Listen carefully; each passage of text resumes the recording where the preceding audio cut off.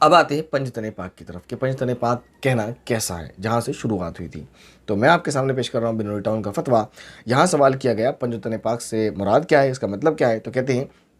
شیعہ حضرات کا عقیدہ ہے کہ 5 حضرات پاک ہیں، حضرت رسول اکرم صلی اللہ علیہ وسلم، حضرت علی، حضرت فاطمہ، حضرت حسن، حضرت حسین رضی اللہ عنہ۔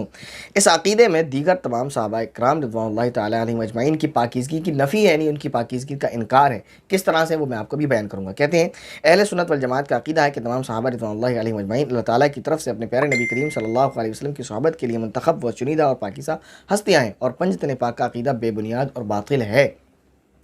ٹھیک ہے نا، باطل عقیدہ ہے۔ کیوں نفی کی گئی، کس طرح نفی کی گئی؟ یہ نفی اس طرح ہے کہ مثال کے طور پر آپ کا نام زید ہے اور آپ کے گھر میں 10 لوگ رہتے ہیں، لیکن میں آپ کے گھر پر باہر کھڑا ہو کر یہ کہوں کہ اس گھر کے اندر 5 پاک دامن لوگ رہتے ہیں، تو 5 جو باقی لوگ بچے انڈائریکٹلی ان کی پاک دامنی کی نفی ہو گئی۔ سمجھے آپ؟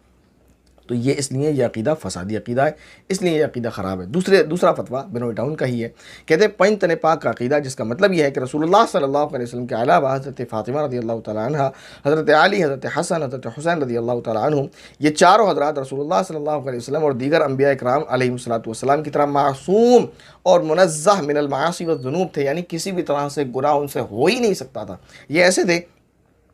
اور ان لوگوں کی جو ہے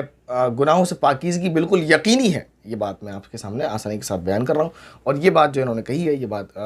فتوے میں یہ ایسا نہیں ہے کہ کیونکہ یہ سنی ہے تو انہوں نے اپنے پاس سے لگا دی شیعوں کے حوالے سے۔ وہ جو ویب سائٹ میں نے آپ کے جس کا اسکرین شاٹ آپ کے سامنے شیئر کیا تھا، وہاں نیچے یہ بات لکھی ہوئی ہے کہ ازواج اہل بیت جو ہیں وہ بالکل انبیاء کی طرح معصوم ہیں، اور انہوں نے جو 12 اماموں کا عقیدہ جو گڑھا ہوا ہے، ان 12 امام کو بھی یہ معصوم مانتے ہیں، معصومین کہتے ہیں۔ آپ ان کی ویڈیو سن سکتے ہیں۔ تو امام معصوم نے فرمایا، یا ائمہ معصومین نے یہ فرمایا، یا ائمہ معصومین یہ کہتے ہیں، تو ان کا یہی عقیدہ، اور یہ بات انہوں نے واضح طور پر لکھی ہے کہ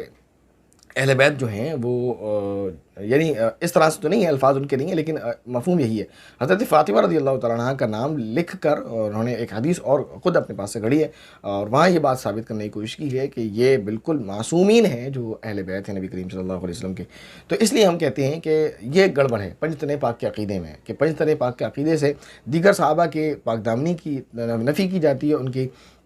اور دوسرا یہ کہ ان کا پھر ایک عقیدہ دوسرا گھڑا جاتا ہے جو شیعوں نے گھڑا ہے، جس کو آپ نے بھی اس طرح سے پیش کیا۔ ایمانداری سے جب بھی کوئی اس ویڈیو کو سنے گا تو وہ وہی سمجھے گا جو شیعہ حضرات کہتے ہیں کہ آپ شاید وہی کہنا چاہ رہے ہیں، لیکن تمام مسلمانوں کا عقیدہ اس کے برخلاف ہے۔ تو میں معذرت چاہتا ہوں اگر مجھ سے کہیں تلخ کلامی درمیان میں ہو گئی یا آپ کی شان میں کوئی کوتاہی ہو گئی ہے، تو اس کے لیے میں آپ سے معذرت چاہتا ہوں، لیکن میری آپ سے بات درخواست ہے کہ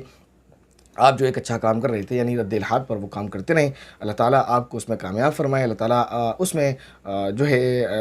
یہ کہیں کہ آپ کی خدمات کو قبول فرمائے، آپ کو اجر عظیم عطا فرمائے، اور اس کار خیر کے بدلے میں اللہ تعالیٰ آپ کے سیئات کو حسنات سے مبدل فرمائے۔ بہت ساری دعا میرے لیے آپ سے ہیں، لیکن آپ سے درخواست ہے کہ آپ جس نہج پر چل پڑیں، جو ایک ویڈیو دیکھ کر بڑا دکھ ہوا تھا کہ ایک شخص کو آپ نے بٹھا رکھا ہے، وہ اس نے بہت ساری نامناسب باتیں کہیں، جس میں سے ایک بات اس نے یہ بھی کہہ دی کہ صحابہ کے تعلق سے قرآن کریم میں بہت سارے الفاظ ہیں، اور جس میں سے شاید اس نے ایک لفظ مرتد بھی استعمال کیا تھا۔ مجھے یاد نہیں، کافی پہلے وہ ریکارڈ ہوئی تھی تو وہ سنا تھا، اس وقت بھی ارادہ تھا کہ اس کا جواب دیا جائے آپ کو، لیکن یہ خیال ہوا چلیں آپ ایک یہ چاہ رہے ہیں کہ لوگوں میں آپسی اتحاد ہو جائے، شیعہ سنی اتحاد ہو جائے اور محبتیں پیدا ہو جائیں، تو ٹھیک ہے آپ کی کوشش ہے، لیکن وہاں آپ کو کمنٹ کروا دیے گئے تھے، اپنی بات آپ تک پہنچا دی گئی تھی، لیکن آپ نے اس پر کوئی توجہ نہیں دی۔ لیکن پھر اس کے بعد آپ کا ایک سلسلہ شروع ہو گیا اس طرح کا کہ آپ شیعت کو اسلام سے لنک کرنے لگے، تو اس لیے میں معذرت خواہ ہوں۔ تو اس لیے میں نے ضروری سمجھا کہ مسلمانوں کے سامنے اسلام کا، اہل اسلام کا اور اہل سنت والجماعت کا عقیدہ پیش کیا جائے۔ میں پوری ذمہ داری سے کہنے کو تیار ہوں کہ پنجتن پاک کا عقیدہ جو ہے وہ بھی شیعوں کا گھڑا ہوا ہے، جیسے انہوں نے روایت گھڑ لی ہے تو یہ اصطلاح بھی ان کی گھڑی ہوئی ہے۔ اور آپ کلاسیکل دور میں کسی بھی محدث یا کسی بھی فقیہ، یا اگر اہل بیت سے یہی لوگ مراد پنجتن پاک کے نام سے مشہور ہو گئے تھے، اگر پنجتن پاک کوئی اصطلاح ہے،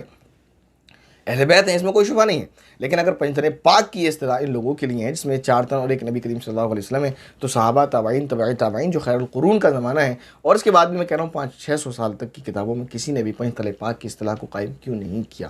تو لہذا میں پھر آپ سے معذرت چاہتا ہوں اگر میری بات آپ کو کوئی ناگوار گزری ہو، لیکن مجھے ایسا لگ رہا تھا کہ ہمارے دودھ میں پانی مکس ہونے لگا ہے، تو ضرورت تھی اس بات کو واضح کرنے کی کہ ہمارے جو مسلمان بہن بھائی ان کو واضح کر دیا جائے کہ بھائی یہ پانی ہے اور یہ دودھ ہے، غلطی سے حضرت سے جو ہے مکس ہو گیا ہے۔